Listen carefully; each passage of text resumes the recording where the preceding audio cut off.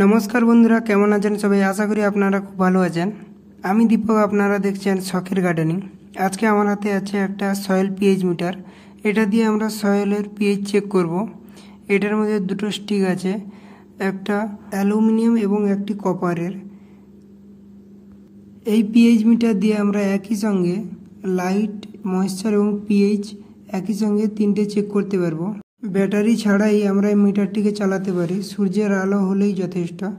তো মিটারের উপরে 200 থেকে 2000 যেটা আছে ওটা আমরা লাইট চেক করতে পারি এবং মাঝখানে 1 থেকে 10 ওটা মাটি ভিজে থাকলে ওটা আমরা চেক করতে পারি এবং নিচে আছে পিএইচ। তো এখন আমরা পিএইচ মাপবো।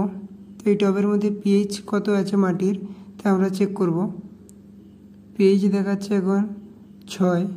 তো 6.5 থেকে 7 এটা নিউট্রাল। এর মধ্যে আমরা সমস্ত রকম চারা লাগাতে পারি এবং চারা হেলদিও থাকে।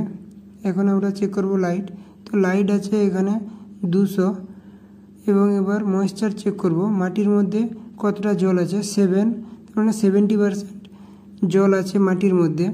তো আমরা একটি টবের মধ্যে এখন জল ঢেলেছিলাম, তো দেখি ওর মধ্যে কতটা জল আছে মিটারে দেখাতে পারে। তো মাটি টোটালি কাদা আছে এখন। এবার আমরা ময়েশ্চার চেক করব। প্রথমে পিএইচটা চেক করে নিই। পিএইচ এখানে 5 দেখাচ্ছে। মাটির পিএইচও আমরা ইনক্রিজ করতে পারি। তো পরে কোনো ভিডিওর মাধ্যমে আমরা মাটির পিএইচ সংক্রান্ত ডিটেলস ভিডিও আপলোড করব, আপনারাও কমেন্ট করুন। এবং এখানে লাইট 500 দেখাচ্ছে। তো ঠিক আছে, এবার ময়েশ্চার আমরা চেক করব, যেটা মেনলি ময়েশ্চার দেখাচ্ছে 10, মানে 100% মাটি আমাদের জলে পরিপূর্ণ আছে। এবং এখানে আমরা মাটি হয়ে গেছে, বালির মধ্যে দিয়ে চেক করব। তো বালিতে পিএইচ কতটা আছে।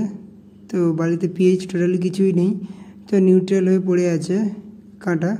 তো ঠিক আছে, এবার এই টবের মধ্যে আমরা মাটি, ভার্মি এবং কোকোপিট দিয়ে মাটিটা তৈরি করা হয়েছিল। তো এর পিএইচ আমরা দেখব।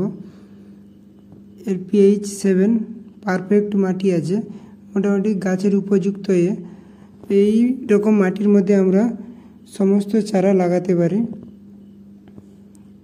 গাছ যেমন হেলদি থাকে তেমনি আমরা গাছ থেকে ভালো প্রোডাকশানও পেতে পারি।